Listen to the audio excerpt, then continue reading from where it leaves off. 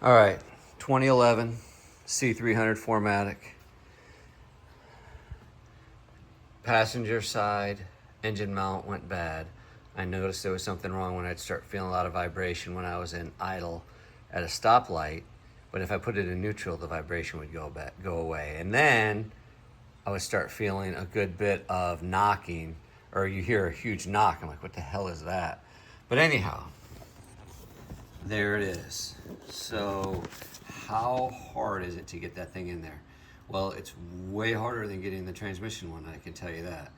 But I saw a couple things on YouTube, blah, blah, blah. Pull the alternator. I don't know how you would do it other than that. If you don't have to, either you're gonna pull the alternator or you're gonna pull the exhaust manifold. And I wasn't gonna pull the exhaust manifold for fear of breaking a bolt. So there's only 4 bolts holding this on. It's not that big a deal. I mean, you gotta drop the belt, but that's the easiest part of the whole thing. So, a couple sacrificial tools. 22 millimeter box end wrench. Had to cut that off so I can get, there's 2 O2 sensors on the exhaust. I had to pull the exhaust. I don't know how you would do it without pulling the exhaust, and I'll show you why. And then have to take yourself a 16 millimeter, cut it in half, and that gets you access to this bolt right here.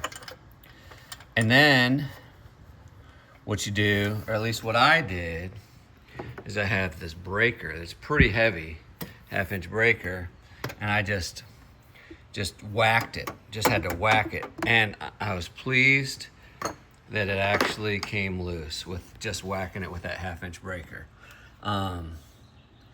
You're gonna see a heat shield there, and you're like, what the hell?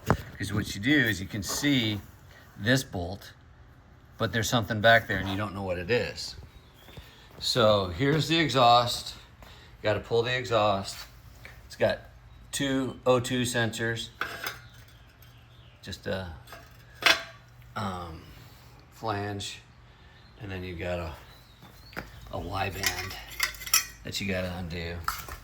What I did is this little protector here, it's got 4 Torx wrenches, I'll show you, but those go right here.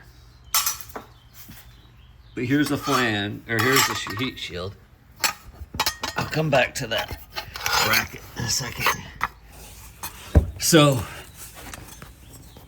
up there, this heat shield sits like this. So this bolt right here comes off on a parallel to the ground versus perpendicular like that other one. So you can't feel it or see it. And then you don't have access to it until you pull off your exhaust. But it really, for me, I mean, this is a Tennessee car.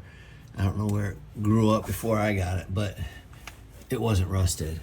So you got a bolt here, bolt on the other side. Those are very easy to access.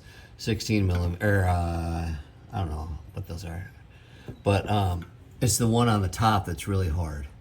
So exhaust bracket here, 2 bolts, flange, 2 bolts, and then you come back here. You gotta pull this back. I just jury rigged with my angle grinder, cut out a hole here, same thing over there to access it. I had to undo Y band over there to give this some movement, and then I was able to pull that off.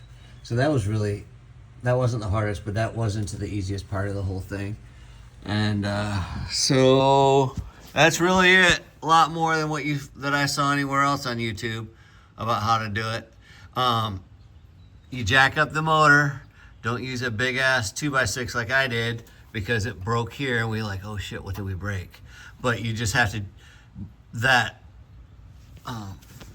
me show you. That engine mount has a bulge on the bottom. So it's sitting in a bowl right down here.